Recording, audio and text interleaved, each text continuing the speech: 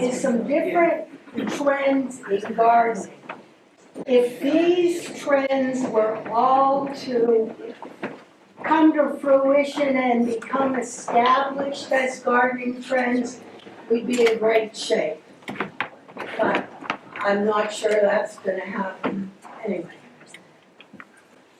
let's take a test. I used to be a teacher. I believe in pre-test. There will not be a post-test today, so where do you think gardening ranks among hobbies in the U.S.? Third. How many of you would say first? Second? Third? 10th? Gardening ranks number 1. It has for years, way before the pandemic, it ranked first. Now, when we say gardeners, we're not including farmers, and I guess we're probably including mow, blow, and go, but that's gardening, so that's okay. Now, look around the room. What percent of gardeners are women? 43. Really? So I tricked you, I wrote 45. 55% are men. So that's what made me think they're including mow, blow, and go. Landscapers. Or so-called landscapers. The most hated gardening chore is actually my very favorite gardening chore. Weeding. I love to weed. The average age of gardeners, look around the room. 55 and up? No. 35 to 45. See, this is a tough test. What percentage of U.S. households grow vegetables, fruits, or other foods? I will give you a hint. It did go up as a result of the pandemic when we were all home. And it's actually stayed up. What do you think? 35% of U.S. households grow something edible. I don't know if that's including marijuana. That counts, right? Yes, definitely. What percentage of U.S. consumers garden at least once a week? 33. So anyway, I think that's enough tests, huh?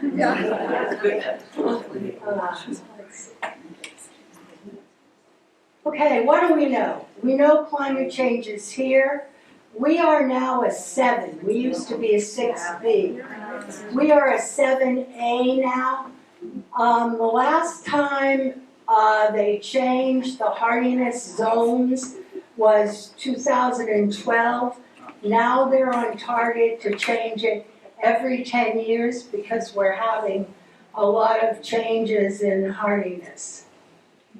In a 7A, what they think the lowest temperature will be is 0 degrees. That's the change. 6B would have been -5. As I don't have to tell you this, precipitation in Rockport is variable. We had drought and water restrictions. We went out and got all those rain barrels, which I think was absolutely a brilliant move on the part of the Garden Club. 2023, however, was one of the rainiest on record, and this winter, as you know, is on record to be extremely wet as well. Extreme weather events are more common. This was, I believe, out of the globe. On Cape Ann, and in fact in Massachusetts, it's our winter temperatures that are warming the most. And that has a real impact on what comes up in the spring, how well the bugs do, etc. Okay, this is the view from my deck maybe about a month or two ago. As you can see, that's Henry's Pond. Henry's Pond is not supposed to be in that guy's yard. And as you can see from the picture in the top right, that is Pebble Beach. Pebble Beach used to be a road. Now it's sand and gravel. And you're probably thinking, what the heck does she have that picture just of her garden in the spring? What's that have to do with peas in Peoria? Well, what it has to do with anything, and I hope you all consider this, trees are the best way you and I can slow down global warming. Plant a tree. The more trees you have, the better off we'll be on that.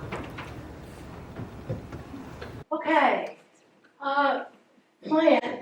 we need to be resilient, that's for sure. But the plants we plant definitely need to be, and we need to be a little creative in how we garden. So some of the ideas you've used in the past, I think you might have to abandon or change a little bit. So today I just want to talk about, what's that, 7 different kinds of gardening trends. Edimentals. This really came into play during the pandemic. An edimental is something that is edible and ornamental. So particularly when people with small spaces they were confined in, they wanted to grow their own food. I mean, who wanted to be going to Stop and Shop at the height of the pandemic? Nobody. So people started growing their own food, and they did it in such a way that it wasn't a separate gardening space. Don't you just love it? So I'm going to talk to you a little bit about edimentals you have in your own garden. Dahlias. I know there are a couple of wonderful dahlia growers in the room right now. Dahlias are edible, not only the flower, but the tubers as well. I love those two little frogs poking their heads out.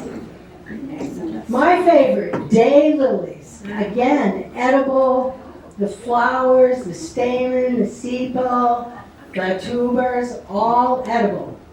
Now in a minute we're going to have another quiz, I forgot to tell you. Okay, lavenders, tea, certainly in sachet, which is not edible, but lavender can be an edimental. And this I thought was cool, to take lilacs and put them in your homemade lemonade. That's not something I ever would have thought of, lilac flavored lemonade, but I think it looks pretty good.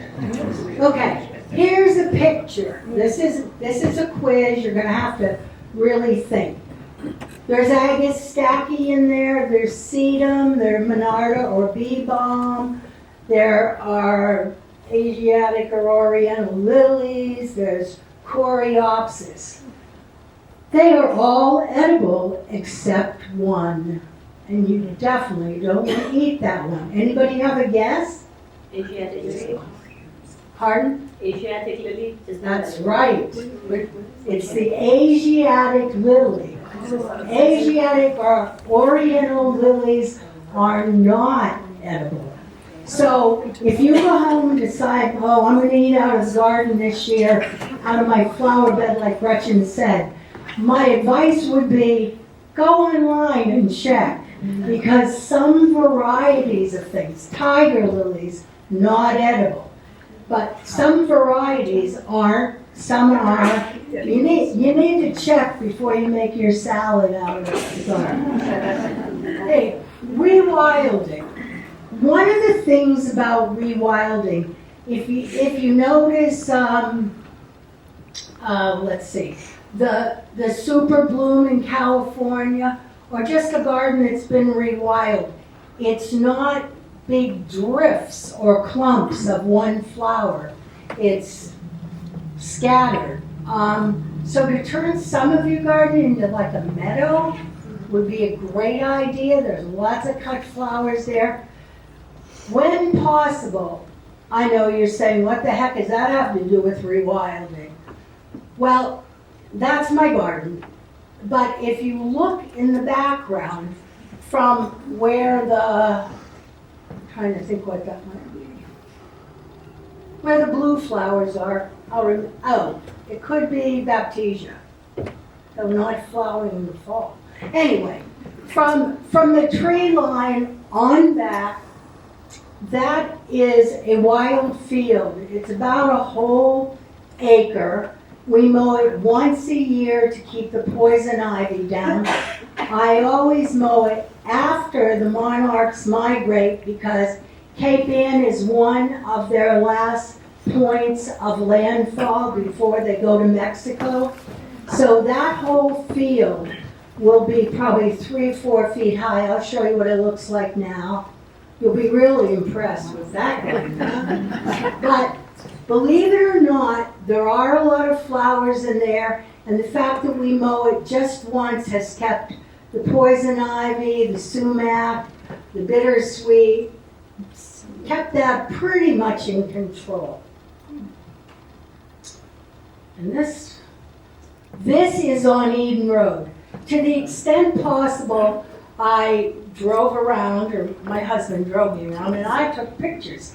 This is a garden on Eden Road near Penzance, and they had it planted with wildflowers. So the whole garden is wildflowers. I'm sorry I don't have it in full bloom, so you have to use your imagination, go drive around and take a look at it.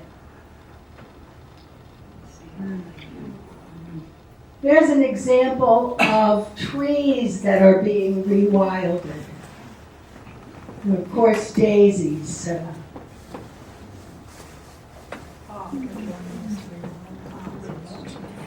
Bachelor buttons. So there's a lot you can do with wildflowers. You can get those packets of wildflowers and scatter them. One of the things I'm going to do this year, I have far too much lawn, but I have far too much garden too. So that's that's a balancing act. But I said to my husband, let's take the far corner, let's just not mow it and see what happens. So we'll see if anything good grows there or if I might have to add something. Now, rainscaping. This is a whole big, huge thing. It could be a rain garden. What a rain garden is it's actually a depression in the ground so that you plant it. It can be a very shallow depression. Permeable pavements, part of rainscaping, any kind of water feature, a green roof, any rainwater harvesting like we do with our rain barrel project, and catch basins. So what the purpose is keeping stormwater on site, preventing runoff. When you prevent the runoff, you minimize the pollution that's in the rain, obviously, comes down.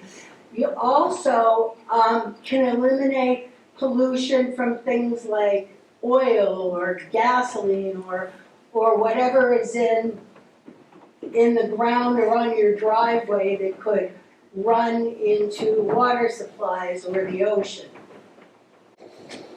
That was one stage of my rain garden. In the petals, they're pretty good size. I grow a lot of different things now. I have thyme, as you can see there. I have a lot of spurge. So whatever kind of grows there, grows. Yes. The secret to gravel gardening is that the gravel, there should be topsoil, but then the gravel can be from 4 to 6 inches deep, and you put your plants in. And you're going to have to water till they get established. The beauty of a gravel garden is that the plants will be very hardy because they've had to reach down 4 to 6 inches to begin to even get nutrients out of the soil. They will be smaller than if they were grown in the dirt, soil. And the beauty of that is you don't have to divide them as often. So, and obviously it keeps down the weeds. So once a gravel garden is established, you can see in the bottom right, there is a small solar water feature on the bottom right, and there is a plant there that's obviously grown down through the gravel, and it is slightly dipped, so that's the real rain garden. And there we have the library rain barrel. More water feature, obviously. I used to have a real good symbiotic relationship between the fish and the plants. The fish would fertilize the plants, the plant roots would grow out at the bottom, the fish would eat them. It was great. It was perfect. Well, I had an otter last year, and Nancy Duda and I actually celebrated National Otter Day. Well, this year I had 2 otters, and they're now living in Henry's Pond. So they'll be back. So no fish, hence no symbiotic relationship. Okay, this is on Eastern Point. Very low maintenance. Wood chips, a permeable driveway, both gravel and pavers. And this one in the top right I love. That's in East Gloucester. They have a woodshed. But on top of their woodshed, they have their herb garden. I thought that was very clever. And then we have the gravel that goes down. Water will drain down there, and then that catches the water before it goes in the storm drains. This is another example. I'm not quite getting that, but it does keep it from going into the street and into the storm drain. It'll filter. Plants and even grass will filter pollutants out of the air. This is one of my favorite photos. I'm not going to ask you if you know what they're doing. I looked at first and I thought, well, that's a very strange looking butterfly. And then I went, oops, that's 2. So, love bug is what I wrote. We've got to like bugs. Even the Royal Horticultural Society, which is my go-to authority on everything gardens, has declassified slugs and snails as pests. They're saying if you kill the bad ones, what are you doing to the good ones? You're killing them too. So I'm learning to coexist with creatures in the yard, the sole exception being those Asian jumping worms. I don't abide them. So, go native. I know you've heard this before, you'll hear it again. Leave the leaves. Those leaves, first of all, they'll decompose. It takes about 2 years, so it's not going to happen overnight. They will decompose, they will add nutrients to your yard, but if you leave them, they provide shelter for insects, so that we need. Okay, insects are the little things that run the world, and this is probably has me more upset than any other thing I've learned recently. 2/3 of the world's animal species are insects. I always thought that insects just never died out, but 1/3 of insect species are endangered. That's frightening. Many insects are smaller than they used to be, so they're not as beneficial because they can't cover the territory if they're smaller. And 3/4 of our crops are pollinated by insects. So, pretty scary stuff. What do? They filter water, they pollinate plants, they serve as food for birds, they help increase crop yields, they break down and bury animal waste. I can remember being in Kruger National Park and them saying to us, don't touch the dung you see. I'm like, well, who wants to touch dung anyway? He said, those little round balls you see that look like brown golf balls are actually dung beetles. And they eat the dung, then they lay their babies, then they cover the babies in dung, and the dung becomes the food for the babies. So that's really a good thing that they're breaking down animal waste and reducing greenhouse gases. Crowd control, they can keep certain species from getting out of control. Insects eat mosquitoes, which reduces the spread of disease, and they're nature's undertakers, cleaning up animal carcasses. There was a carcass of a seagull in Henry's Pond the other day, about a week ago, and as I look at it every day, it's decreasing in size, not because any animal's eating it, but because the insects are taking care of that. There we have some of my favorite insect.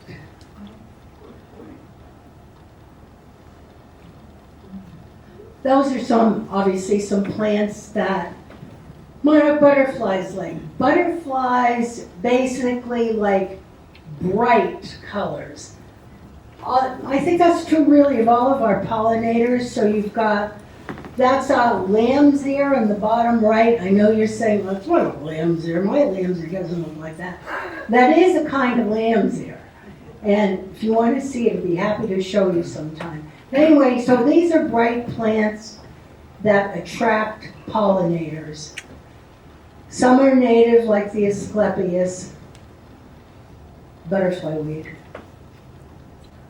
Okay, now, this is where I really had to open up my mind to things in the yard. Obviously, I love that. It's a green frog, but he's blue. He's one in about 400,000. And so I'm very nice to him. There's a snake in my garden in that top right. I'm not fond of snakes, but they eat mosquitoes, so I'm tolerant of it. I'll never forget being in the garden tour one year, and this woman came up to me and she said, "Lady, do you know you have the snakes?" And I went, "Yeah, well, I have a snake, I'm sure." She said, "No, you have snakes." And I said, "Well, maybe you better show me, because there's a couple hundred women coming through here, and I don't want them to fall into the pond." Sure enough, I had a boulevard cypress. 3 snakes were curled up in it, looking like Christmas ornaments. So I had to go to work and scare them away. And that on the bottom right is a snapping turtle. He would do a lot of harm. He is probably a she. She lays her eggs on our property every year, and then I give her a little scooch toward Henry's Pond. She really has a bad bite. This was this spring, maybe February. He's little. He doesn't look great. He's a rutting buck, and there were 2 of them looking for females in the garden one day. And of course, the coyote, the turkeys. So I have a lot to contend with. And when I do my show and tell, I'll be telling you about how I deal with these. Oh yeah, that's great. That would be great in your garden, not so great in mine. Yeah, he was having a field day. He's so cute. I mean, you got to appreciate him. And I do tolerate them. I do not do anything to harm them. Stumperies. This is fascinating. Stumperies came about in Victorian times because the plant Victorian people wanted was ferns. And they wanted to display the ferns in their natural habitat. So, oh yeah, let's just take some dead stumps and we'll showcase our ferns. Oh, now we're going to provide home for some critters and some microbes and some insects as well. The reason I'm talking about stumperies today is that if you've got we've had so many trees go down, in the last couple years because of the winds and the rains. So don't think you have to chop them down and throw them up to the dump. You can really create with these. And one of my favorite stumpery aficionados is, well, he's King Charles now, Prince Charles. And he was with Philip one day, and Philip said, "When are you going to get rid of these awful tree stumps?" And Philip didn't say anything. He went on to make an amazing stumpery at Highgrove. And I don't have any pictures of that amazing stumpery because I would have had to pay for them online. Either that or get sued for copyright infringement. So there's not a reason in the world you couldn't take something like that, put it in your garden, add some plants, or maybe you've got a tree somebody's going to chop down. You can do this I love. Lady Bird Johnson was our gardener and resident president's wife. This is, oh no, that's not her. Sorry, that's one in England that I don't like. The one next I love. Why don't I like that? To me, what I find offensive is you've got these radically trimmed hedges, and then you've got all this less formal stuff. So I find that it's just not pleasing to me. I love the stumpery, I just don't like the formal hedges. This is Lady Bird Johnson Botanical Garden, and this is a stumpery. It's at the University of Texas in Austin, and as you know, she did a lot for beautification, and I'd love to go see that. I think there's so much you can do. I'm not sure that's what I would do, but I'm gonna work on that this year. Oh, there's my version of a stumpery. So we have this tree, we have it chopped down. Unfortunately, not because it wasn't healthy, and we couldn't dig it out because it was too big, and I would have lost the whole garden. I couldn't do that. So when my husband's chopping it down, we said, well, wait a minute. So it's a bird condo. There are 2 condos in it, and my husband actually added branches, as you can see on the top right where they're nailed, because that's a great perch for the birds, to look around the garden and see where the food is. So that's my version of a stumpery. Go vertical. This is the best idea in the world. And this one you will see if you go to Mary's workshop at Noonan's on May 2nd. This is at the restaurant there. It's on the wall. And that I took at Christmas time. There you can see it at another angle, and you can see it surely as Christmas. Well, now the flowers are all orange, and my husband said to me the other day, did they change out all those flowers? I said, no, they just matured to orange. So anyway, but vertical gardens are great. It's a way to grow things in a small space. It helps to clean the air. Anything you grow in a trellis is really a vertical garden. You can get a lot of growth out of it. This is Lynn Chambers' garden on Eden Road. This is an example right out of Noonan's showroom. I'm sure they wondered why I was going around photographing everything. But that's actually one piece housing all that moss. Wow. This I love. This is the Bosca verticale. I don't speak Italian, but this is in Milan, and it is incredible. This time of year, it's all purple. What vertical gardening does in this city is it reduces noise. It cools during the summer. It keeps the temperature warm during the winter. It gives privacy. It cuts down on pollutants in a city. They're estimating that by the year 2050, 89% of people will live in urban areas. So to get privacy and to still be able to garden, we're gonna go vertical. That's an example of lettuce being grown vertically. And you'll see in hydroponic gardens them often growing vertically.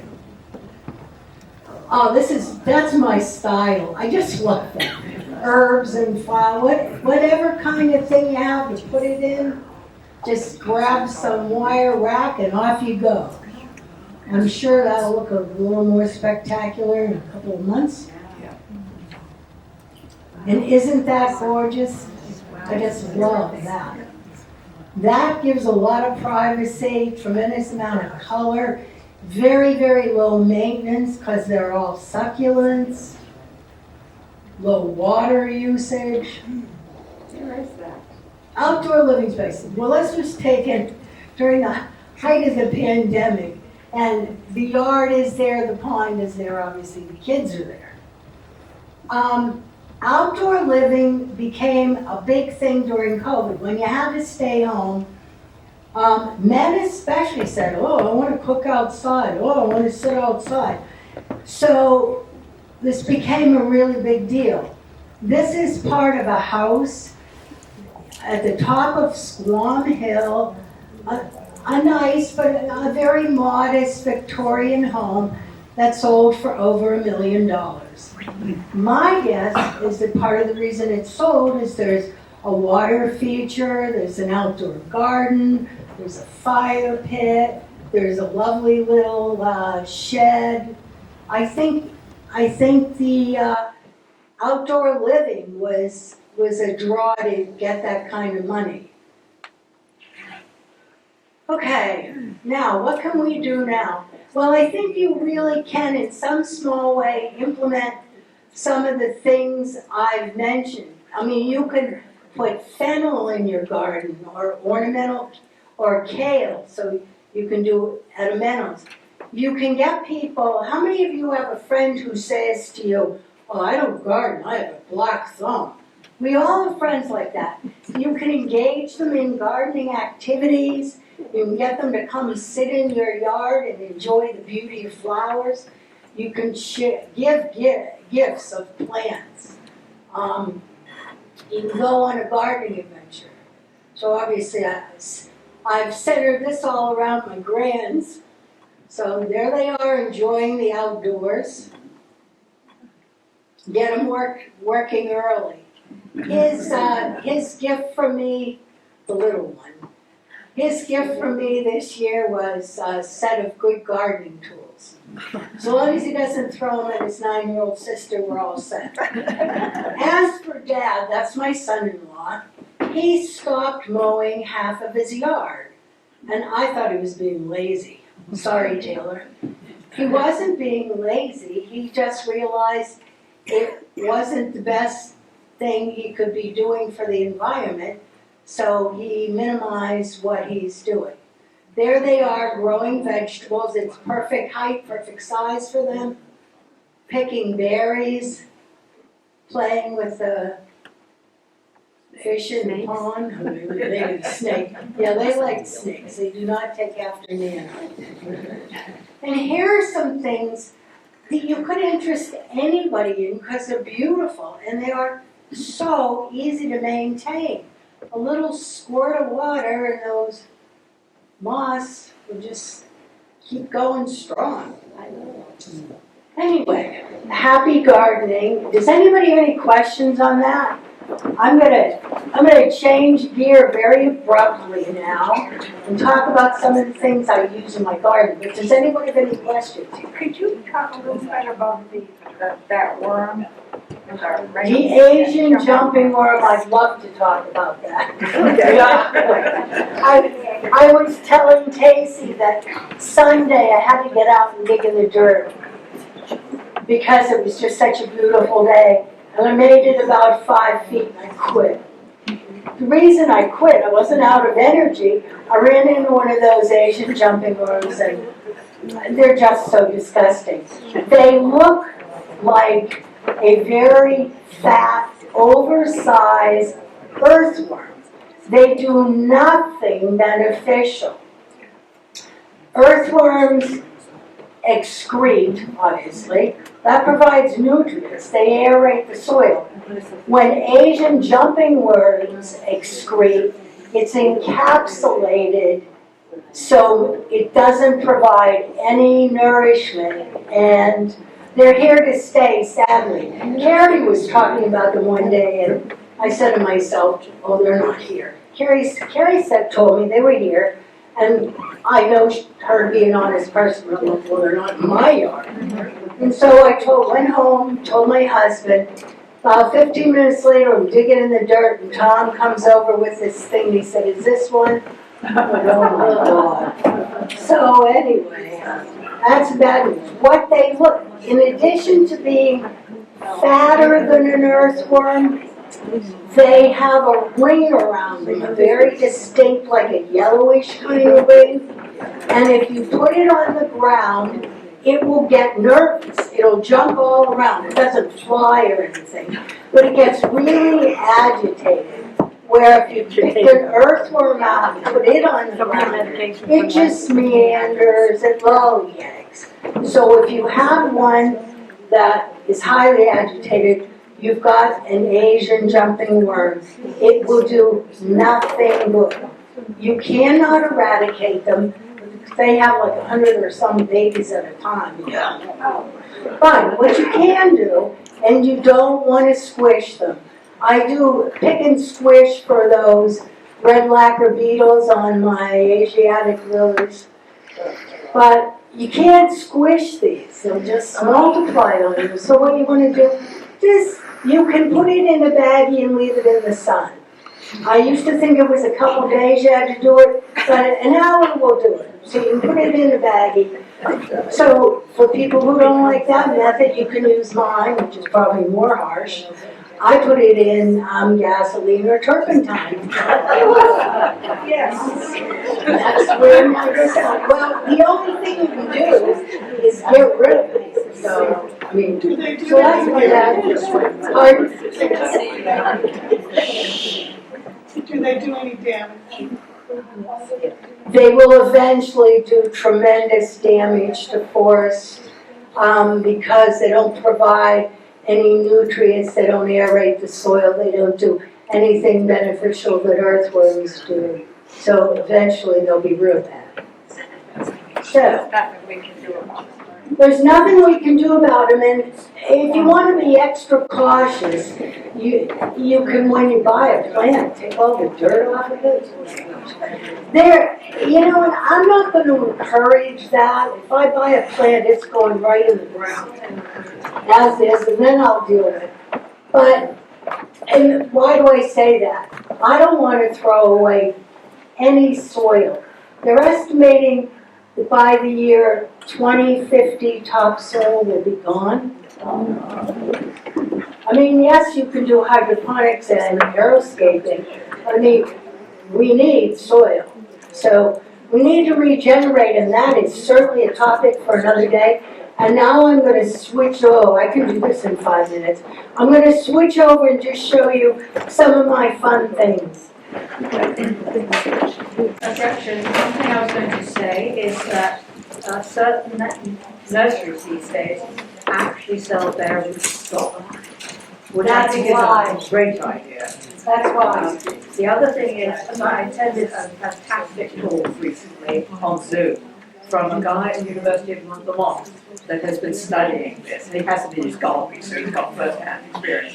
And he said that actually if you just put them in soapy water, that will also kill them. And that's a little bit more friendly with gasoline.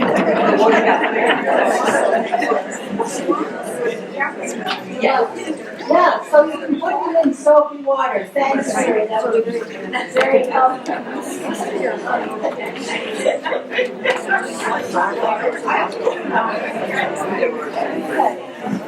This is the latest in lingerie. What these are, gardening sleeves. So you don't want to go out in your long sleeve shirt and get it dirty and ripped and stained. These are gardening sleeves. They stay attached because they have a thumb hole. They will protect you against scratches from most things. And as I get older, I find my skin might be thinning out a little. So when I'm done gardening, I'm covered with blood. But this is the solution. And if you have a lot of thorny things in your garden, like some people grow a lot of roses, you might want to get farmer's sleeves. These are gardener's sleeves, and they're very practical. Obviously, they're washed. These will be raffled. Another thing I have, looks like a weapon, indoor, outdoor. This is a 4-way meter. So it will tell the amount of sunlight. It will tell the pH. It will tell the moisture in the soil. And it will tell, I think, how frail the soil is. Temperature. Temperature. So, Where did you buy that? Gretchen, where did you buy that? this one I bought online, and I believe Gardener's, what's it called?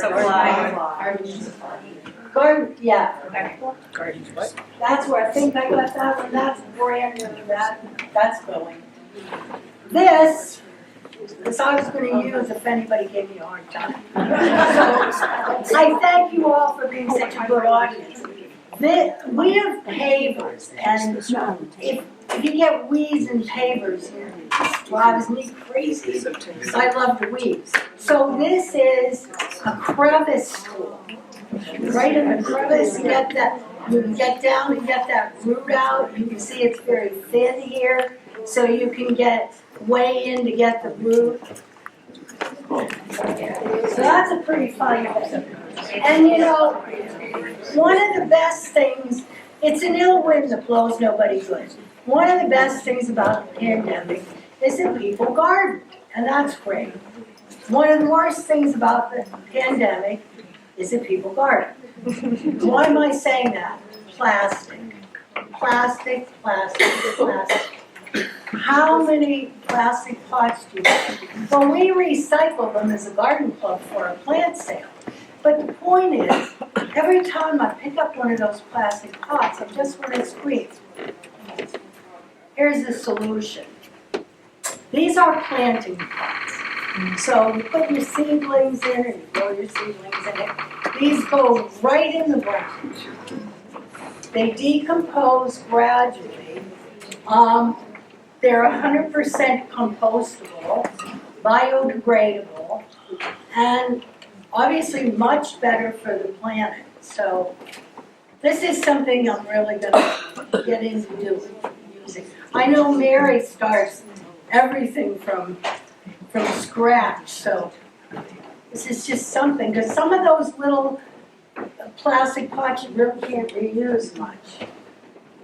Now, these are for non-gardeners. So if you have a friend who says, oh, I have a black thumb, I don't like to garden, I don't want to garden, give them an air plant. You cannot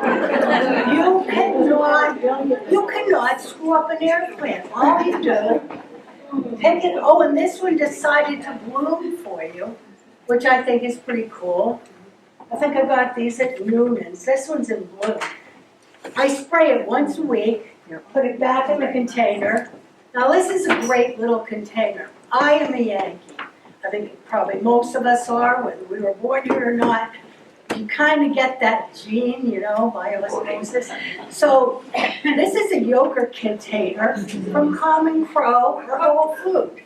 It's cute, isn't it? It actually is a clay pot. You can put all the, regular flowers in here that you want, but remember, clay, the water will seep through the clay. So you gotta have a tray or put some clear nail polish on the bottom. But I thought What a nice little gift for somebody who doesn't garden.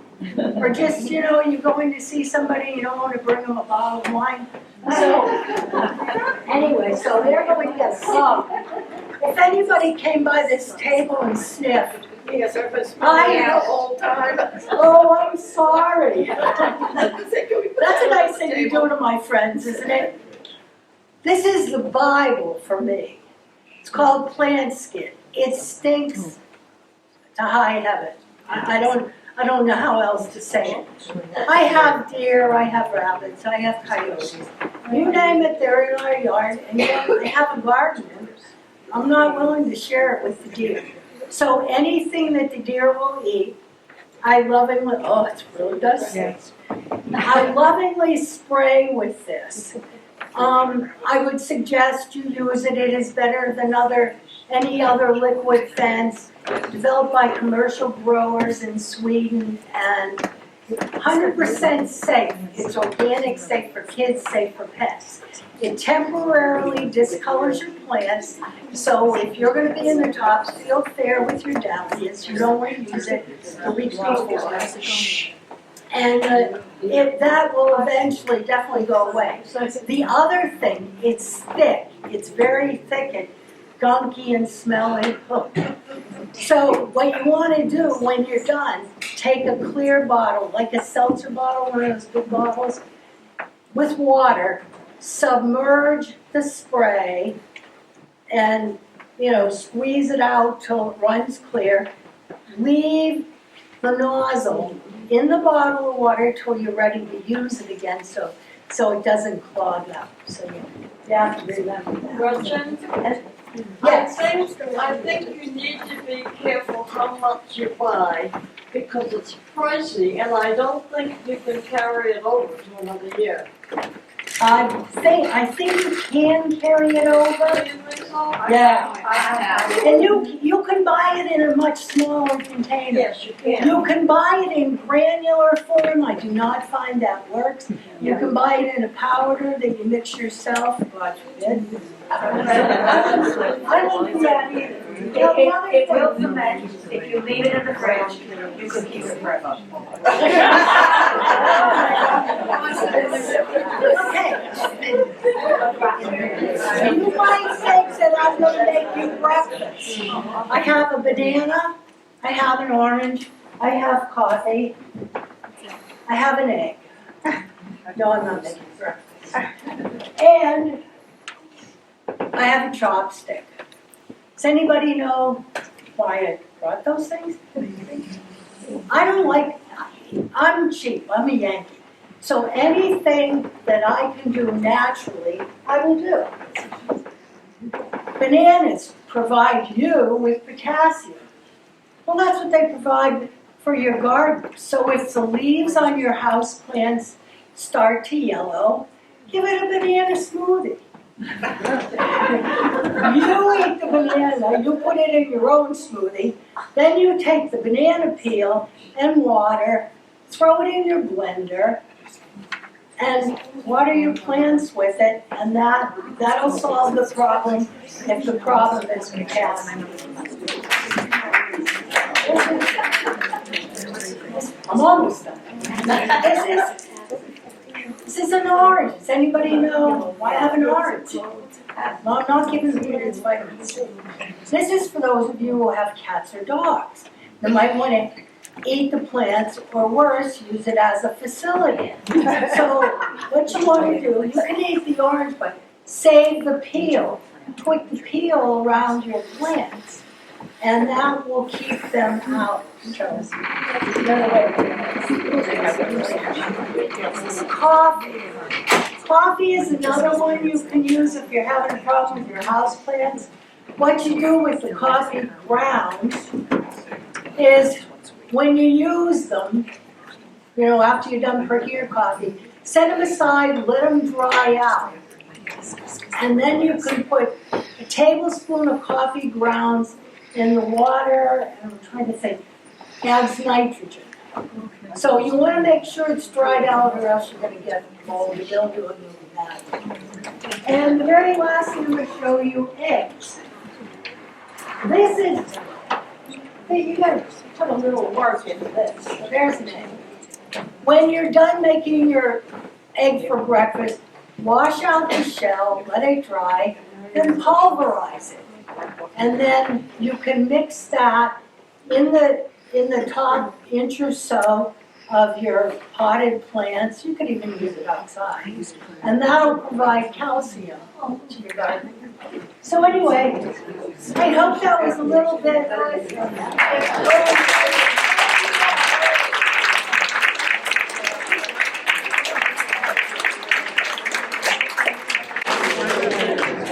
Oh, I forgot one thing. Every teacher reminds me of parochial school days. Anyway, what's this for? If you've got house plants, and I hope you all, you'll find that the dirt pulls away from the side of the pot. So every couple of times you're watering your plant, take this and just gently poke it around 2 or 3 times. What happens is when you water your plants, the soil kind of is drawn toward the roots, which actually compacts it and makes it harder for the roots to take in water. So if you just give it a little poke every couple of times, I leave this right beside my house. Thank you. Thank you.